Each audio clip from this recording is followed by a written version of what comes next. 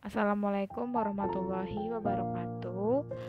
Kami dari kelompok 1 yang beranggotakan saya Alfira Nurul Husna, Aulia Sari, Jodi Nur Sahada, Muhammad Fahrizal, Rawati Tiarma Indah Munte, dan juga Tiara Ayusela. Di sini kami akan mempresentasikan mengenai proses pembuatan perangkat pembelajaran yang akan dimulai dari pekan efektif.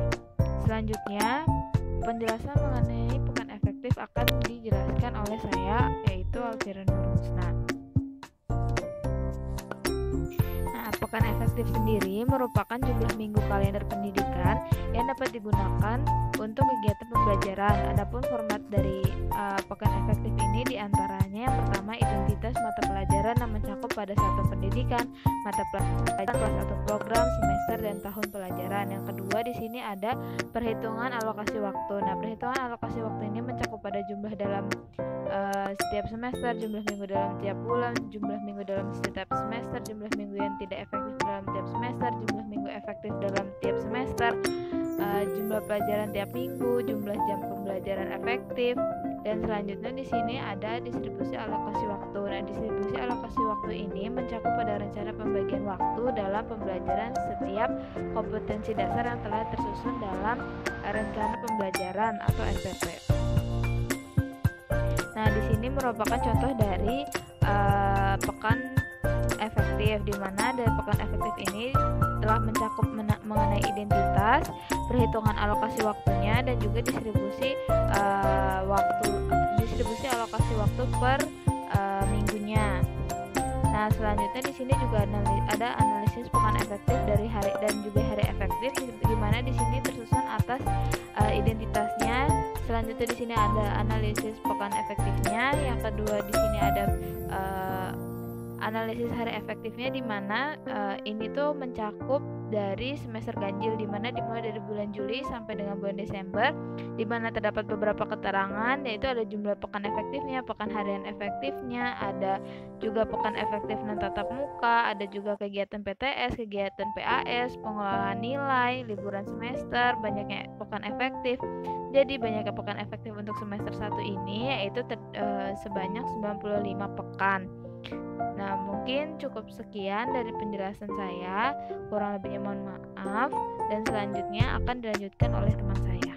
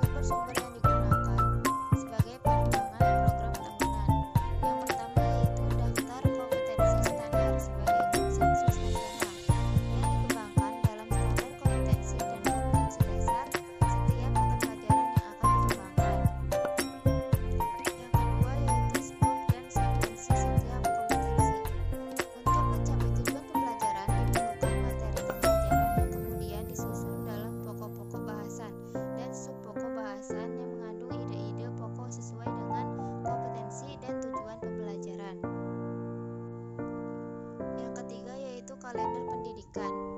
Penyusunan kalender pendidikan selama 1 tahun pelajaran mengacu pada efisiensi dan efektivitas dan hak-hak peserta didik. Berikut adalah tujuan program tahunan. Yang pertama yaitu untuk menata materi secara logis, sistematis, dan hierarkis. Yang kedua yaitu mendistribusikan alokasi waktu untuk setiap pokok bahasan. Yang ketiga yaitu mendorong proses pembelajaran menjadi efektif dan efisien. Yang keempat yaitu memudahkan guru untuk mengetahui target kurikulum per pokok bahasan atau per bulan. Berikut adalah komponen program tahunan. Yang pertama yaitu satuan pendidikan, yang kedua mata pelajaran, yang ketiga kelas atau tahun pelajaran, yang keempat yaitu materi pokok, yang kelima kompetensi dasar, dan yang keenam alokasi waktu. Selanjutnya yaitu bagaimana cara membuat program tahunan. Di sini terdapat komponen program tahunan. Yang pertama satuan pendidikan, mata pelajaran, kelas atau tahun pelajaran, materi pokok, kompetensi dasar, dan alokasi waktu. Selanjutnya, cantumkan komponen-komponen yang ada pada program tahunan ke dalam Word tersebut. Nah, di sini kita terdapat satuan pendidikan di mana kita ambil SMPN Bandung. Yang kedua mata pelajaran yaitu matematika, mata pelajarannya. Yang ketiga yaitu kelas di mana kita mengambil kelas 7 dan tahun ajarannya yaitu 2020-2021. Selanjutnya pada materi pokok yaitu kita mengambil materi pokok tersebut itu dari silabus yang telah dibuat. Nah, di sini kita terdapat materi pokok bilangan bulat dan pecahan. Dan kompetensi dasarnya pun diambil dari silabus yang telah dibuat, dan alokasi waktu terdapat dari jumlah pekan atau minggu efektif. Dan cantumkan materi pokok dan kompetensi dasar selama semester 1 dan semester 2, dan begitupun alokasi waktunya.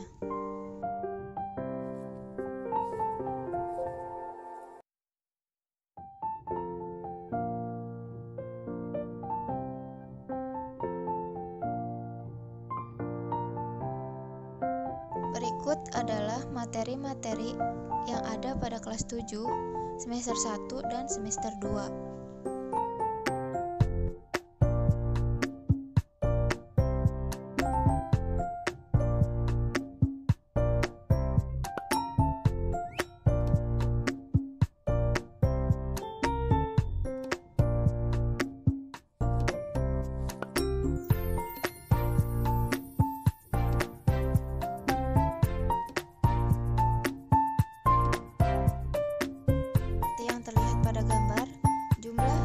Alokasi waktunya terdapat 180 jam pelajaran. Nah, selanjutnya yaitu kita cantumkan tanggal dan kepala sekolah beserta NIP-nya dan guru mata pelajarannya.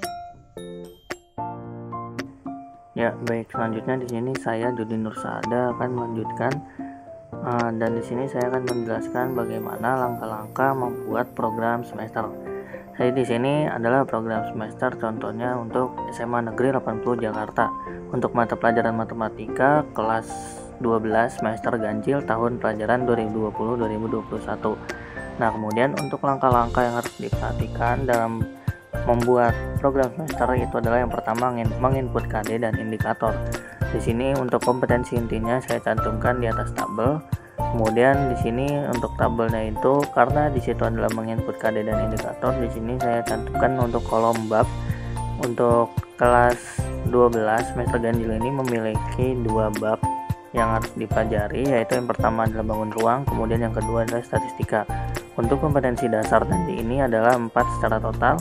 Untuk bangun ruang itu ada 2 kompetensi dasar, yaitu 3.1 mendeskripsikan jarak dalam ruang. Untuk 4.1-nya menentukan jarak dalam ruang. Kemudian untuk materi statistika untuk KD 3.2 yaitu menentukan dan menganalisis ukuran pemusatan dan penyebaran data yang disajikan dalam bentuk tabel distribusi frekuensi dan histogram.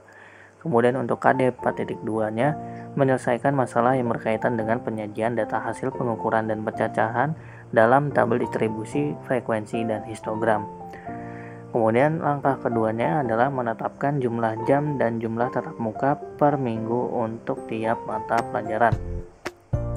Nah, di sini untuk program tahunan sebelumnya di situ sudah dijelaskan atau sudah ditetapkan bagaimana atau sudah diberitahu bagaimana caranya mentotalkan alokasi waktu per kompetensi dasar. Nah, di sini saya mencantumkan atau mentotalkan alokasi waktu yang dibutuhkan untuk KD 3.1 adalah 20 jam pelajaran secara total, kemudian 4.1 adalah 30 jam pelajaran secara total, kemudian 3.2 adalah 15 jam pelajaran, kemudian 4.2 adalah 30 jam pelajaran. Nah, kemudian di sini dicantumkan bulan-bulannya, yaitu karena ini adalah semester ganjil, maka yang dicantumkan adalah Juli, Agustus, September, Oktober, November, dan Desember. Nah, kemudian untuk langkah yang ketiganya itu mengalokasikan waktu sesuai kebutuhan indikator pada kolom bulan dan minggu. Nah, di sini karena udah dicantumkan yaitu bulannya Juli, Agustus, September, Oktober, November, dan Desember, maka selanjutnya yang perlu dicantumkan adalah jumlah pekan efektifnya. Di sini untuk Juli ada 3 pekan efektif, kemudian Agustus ada 5 pekan efektif, kemudian September ada 4 pekan efektif, kemudian Oktober ada 4, November ada 4, dan Desember ada 3. Kemudian langkah yang selanjutnya kita lakukan adalah menentukan atau memberikan keterangan. Di sini walaupun September di pekan ketiga dan keempat ini adalah pekan efektif, namun di sini untuk pekan ketiga ada PTS atau penilaian tengah semester, kemudian pekan keempat ini ada porseni. Begitu pula untuk Desember, pekan kedua ada penilaian akhir semester atau PAS, kemudian Desember pekan ketiga ada porseni. Nah, karena dari itu sisa untuk Juli dari pekan 1 sampai September pekan kedua, kemudian Oktober pekan 1 sampai Desember pekan 1. Nah, nanti pekan-pekan tersebut dicantumkan atau dimasukkan jumlah jam pelajarannya sesuai dari total alokasi yang tadi sudah ditentukan yang ini. Nah, kemudian untuk cara menentukannya atau cara menginputnya ke dalam per pekannya didahulukan untuk materi yang paling awal, yaitu ini untuk KD yang pertama itu mendeskripsikan jarak dalam ruang. Untuk alokasi total jam pelajarannya itu ada 20, dan juga sudah ditetapkan sebelumnya pada saat pembuatan program tahunan atau yang sebelumnya sudah dijelaskan. Untuk di sini saya memakai untuk tiap pekannya itu adalah 5 jam pelajaran secara maksimal. Maka dari itu, karena total dari untuk menuntaskan KD 3.1 ini membutuhkan 20 total jam pelajaran, maka diperlukan 4 pekan, 1, 2, 3, 4 yang dimulai dari bulan Juli pekan pertama hingga Agustus pekan pertama. Nah, karena untuk KD 3.1 ini sudah selesai, maka kita lanjutkan ke dalam KD 4.1 karena di sini 30 jam pelajaran secara total, dan sebelumnya sudah ditentukan bahwa jam maksimal per pekannya itu adalah 5 jam pelajaran. Maka dari itu kita membutuhkan 6 pekan. Jadi dimasukkan 1, 2, 3, 4, 5, 6. Nah, setelah itu kita lanjutkan mengisi lagi setelah porseni, yaitu mulai dari Oktober pekan yang pertama ini. Nah, untuk materi berikutnya, karena materi berikutnya adalah statistika, untuk KD-nya 3.2 dan membutuhkan 15 jam pelajaran secara total, maka kita membutuhkan 3 pekan yang dimulai dari Oktober pekan 1 hingga pekan 3. Kemudian kita lanjutkan ke dalam materi selanjutnya. Untuk KD 4.2 ini membutuhkan 30 jam pelajaran, maka dari itu kita membutuhkan 6 pekan yang dimulai dari Oktober pekan 4 sehingga Desember pekan pertama. Nah, dengan begitu seluruh kolom atau seluruh jam pelajarannya sudah dimasukkan dan juga sudah tercantum secara rapi. Kemudian dengan jumlah tatap muka 19, dengan jumlah minggu efektif itu ada 23. Nah, berikut ini maka sudah selesai. Ini adalah tampilan atau hasil dari program semester yang telah kita buat. Nah, mungkin cukup sekian tutorial atau cara pembuatan program semester dari saya. Kurang lebihnya mohon maaf. Terima kasih. Baik, selanjutnya saya Muhammad Farijal. Di sini saya akan menjelaskan cara penyusunan silabus. Sebelumnya, silabus itu acuan penyusunan kerangka pembelajaran untuk setiap bahan kajian mata pelajaran.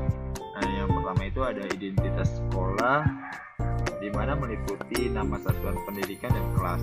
Nah, di sini satuan pendidikannya itu SMAN 1 Cikampek, kelas 10 semester ganjil.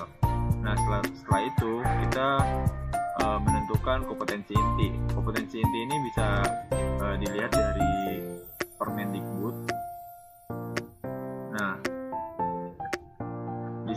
saya kompetensi intinya dari K1, K2, K3, K4.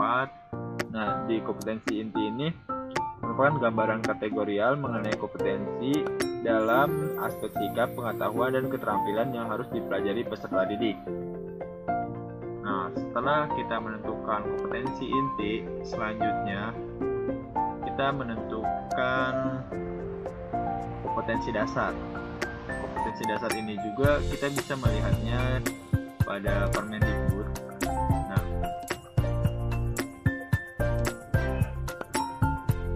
seperti ini kompetensi dasarnya.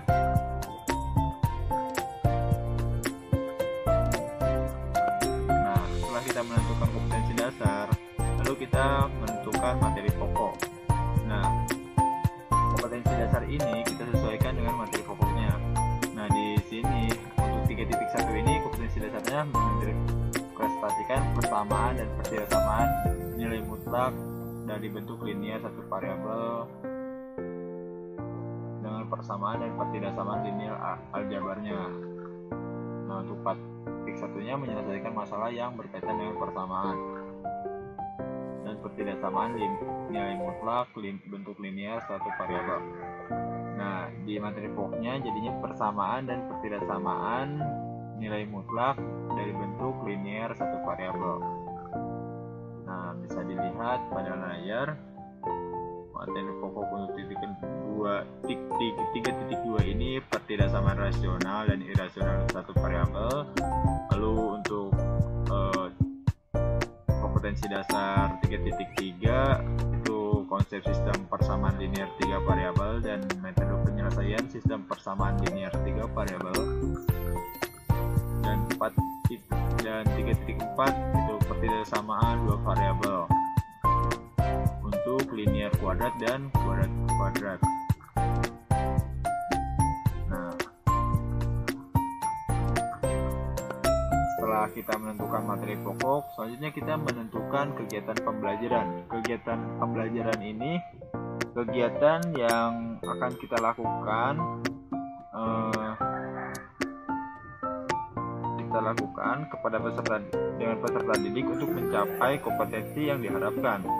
Nah, seperti contoh yang sudah saya buat kegiatan pembelajarannya untuk kompetensi 3.1 pada materi pokok persamaan dan pertidaksamaan nilai mutlak dari bentuk linear satu variabel, itu yang ada mengamati, lalu menanya, mengumpulkan data, mengkomunikasikan, mengasosiasikan. Nah, terus pada materi pokok yang lain juga bisa dilihat. Nah, ini sebagai contohnya.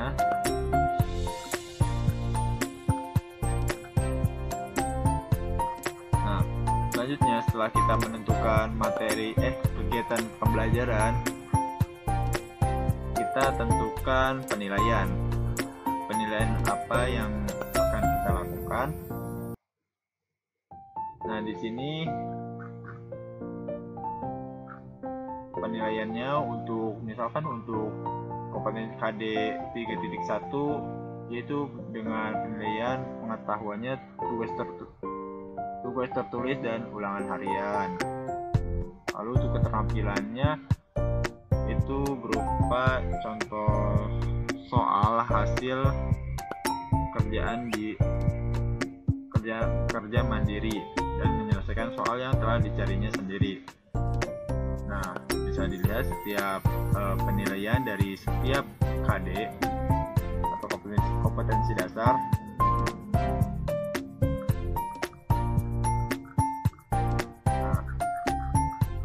Nah, setelah kita menentukan penilaian, lalu kita menentukan alokasi waktu. Nah, alokasi waktu ini sesuai dengan jumlah jam pelajaran dalam struktur kurikulum untuk satu semester atau 1 tahun. Nah, di sini pada kompetensi dasar 3.1 itu alokasi waktunya 4 kali 5 JP. Nah, bisa dilihat setiap kompetensinya.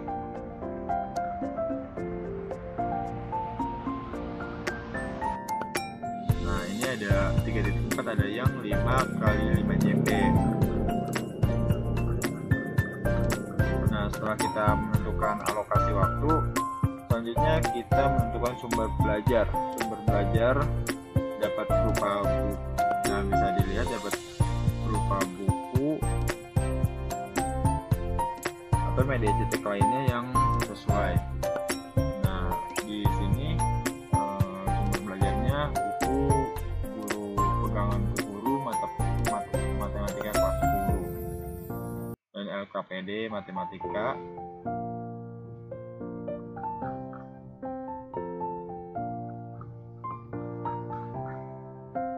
Nah, dilihat ya. Nah, mungkin itu saja yang dapat saya sampaikan mengenai penyusunan silabus pada mata pelajaran matematika. Kurang lebihnya mohon maaf. Sekian, terima kasih. Selanjutnya, saya Rawati Dharma Indah Munte. Di sini saya akan menjelaskan tentang langkah penyusunan RPP. Untuk yang pertama, prinsip penyusunan RPP. Ada 4 langkah, yaitu langkah pertama memahami komponen silabus, kedua memahami buku pegangan guru dan siswa, ketiga menentukan model, media, alat, sumber dan penilaian pembelajaran, keempat menyusun rencana program pembelajaran berdasarkan kondisi siswa dan lingkungan. Nah, prinsip langkah pembelajaran yaitu prinsip yang pertama yaitu elaborasi, eksplorasi, dan konfrontasi. Langkah pertama orientasi, motivasi, persepsi, dan pembalian acuan. Langkah kedua memfasilitasi pembelajaran sesuai dengan langkah pendekatan ilmiah atau saintifik dengan menggunakan media berbasis TIK atau pilihan metode dan pilihan metode atau TIK. Yang langkah ketiga mengevaluasi proses dan hasil belajar siswa berdasarkan prinsip penilaian atau TIK. Dan prinsip dasar yang kedua yaitu mengamati, menanya, menalar, mengolah atau mencoba, dan menginformasikan. Langkah pertama dalam penyusunan RPP yaitu pertama menuliskan identitas RPP yang terdiri atas nama, sekolah, mata pelajaran, kelas semester, tema, subtema, materi, dan alokasi waktu. Contohnya bisa dilihat seperti berikut. Selanjutnya langkah kedua yaitu menyusun tujuan pembelajaran. Tujuan pembelajaran ini tidak perlu dibuat sendiri, bisa dikutip dari buku guru.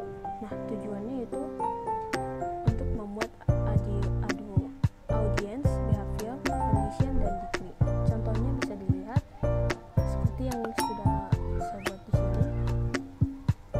Langkah ketiga, menentukan model pembelajaran dan sumber belajar yang akan diterapkan. Contohnya itu seperti berikut ini. Dalam model pembelajaran Discovery Learning dan sumber belajar buku paket matematika kelas 9 SMP kurikulum 2013 revisi 2018 Kemdikbud. Langkah keempat yaitu menentukan kegiatan pembelajaran. Dalam kegiatan pembelajaran ini ada 3 langkah tiga kegiatan yang perlu dipersiapkan oleh guru. Yang pertama, kegiatan pendahuluan, itu bisa dilihat pada contoh berikut ini. Selanjutnya, kegiatan inti yang terdiri atas literasi, 4C, dan HOTS. Yang ketiga yaitu kegiatan penutupnya. Langkah kelima dalam pembuatan RPP yaitu menentukan penilaian. Nah, penilaiannya itu berdasarkan Permendikbud Nomor 22 Tahun 2016 tentang standar proses pendidikan dasar dan menengah. Nah, contoh penilaiannya yaitu penilaian kompetensi sikap, itu satu observasi saat pembelajaran, penilaian aplikasi pengetahuan, disabilitas tertulis, lisan, dan komunikasi. Yang ketiga, penilaian kompetensi keterampilan bisa dinilai melalui portofolio siswa. Ini contoh keseluruhan RPP 1 lembar. Sekian presentasi tentang langkah penyusunan RPP. Selanjutnya akan dijelaskan oleh teman saya. Di sini saya akan menjelaskan mengenai lembar kerja peserta didik atau LKPD. Kriteria LKPD yang baik adalah yang pertama menimbulkan minat baca, yang kedua dirancang untuk siswa, yang ketiga menjelaskan tujuan instruksional, yang keempat disusun berdasarkan pola belajar yang fleksibel, yang kelima struktur berdasarkan kebutuhan siswa dan kompetensi akhir yang akan dicapai, yang keenam memberi kesempatan pada siswa untuk berlatih, dan yang terakhir gaya penulisan komunikatif dan semi formal. Langkah-langkah menyusun LKPD yang baik. Yang pertama, melakukan analisis kurikulum yang terdiri dari tujuan pembelajaran, kompetensi inti atau KI, kompetensi dasar atau KD, indikator, dan materi pembelajaran. Yang kedua, menentukan judul LKPD. Yang ketiga, menyusun LKPD. Dan yang terakhir, menentukan alat penilaian. Sebagai contoh, pada tahap pertama tertulis melakukan analisis kurikulum. Nah, di sini ada tujuan pembelajaran. Setelah mengikuti proses pembelajaran, peserta didik diharapkan dapat 1. Memahami semua konsep, sifat, serta aturan yang ada pada materi matriks. Yang kedua, menerapkan konsep, sifat, serta aturan yang ada pada materi matriks ke dalam pemecahan masalah yang nyata. Masih dalam tahap melakukan analisis kurikulum, di sini ada kompetensi inti. Bisa ditulis semua kompetensi inti yang ada pada materi yang kita ambil. Di sini ada 4 kompetensi inti yang saya masukkan semuanya di slide ini. Masih dalam tahap melakukan analisis kurikulum, di sini saya menyertakan kompetensi dasar. Ada kompetensi dasar 3.1 dan 4.1. Lalu masuk ke tahap berikutnya, menentukan judul dari materi yang akan dicantumkan di lembar kerja peserta didik. Di sini ada judulnya matriks sesuai dengan materi yang akan dipelajari. Masuk ke tahap berikutnya, yaitu menyusun LKPD. Nah, sebelum menyusun LKPD, di sini ada prosedur pengerjaan yang terdiri dari kegiatan-kegiatan apa saja yang akan siswa lakukan dalam mengerjakan soal-soal di bawah ini. Nah, setelah itu baru diberikan soal kepada siswa sebagai bentuk evaluasi selama pembelajaran berlangsung.